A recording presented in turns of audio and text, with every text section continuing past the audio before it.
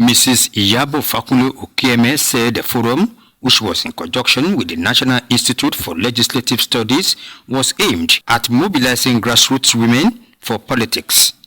Mrs. Fakunle-Okieme, who decried the poor representation of Nigerian women in national politics, noted that the program was also to educate women on the need to develop interest in politics. The political inclusion of women in Nigeria is abysmally poor. In the whole country, we have about close to 1,000 seats, House of Assembly seats in the Federation, but unfortunately, only 48 are occupied by women. The lawmaker commended the state government for the recognition accorded the women folk in the governance of the state.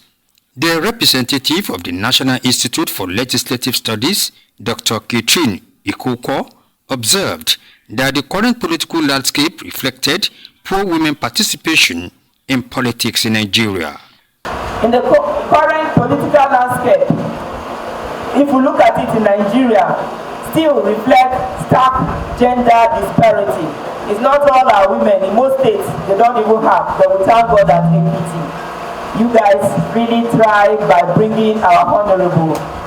Other speakers at the forum, including the Oniji Oba Agbolaoni, the chairman of the local government, Mr. Alabadada, commended Mrs. Fakunle-Okieme for performing creditably in the State House of Assembly. She's performing, she's doing very well. There's no problem about that. So they should emulate her.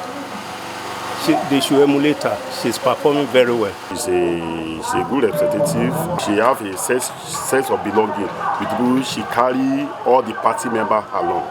Other female members of the State House of Assembly, Alaja Miriam Ogunlade and Mrs. Bosedu Lushola, shared their experiences with the participants at the forum. Women, our governor is gender friendly, so we thank him and we thank everybody that are behind the scene to see that women are included in decision making in the Ekiti State.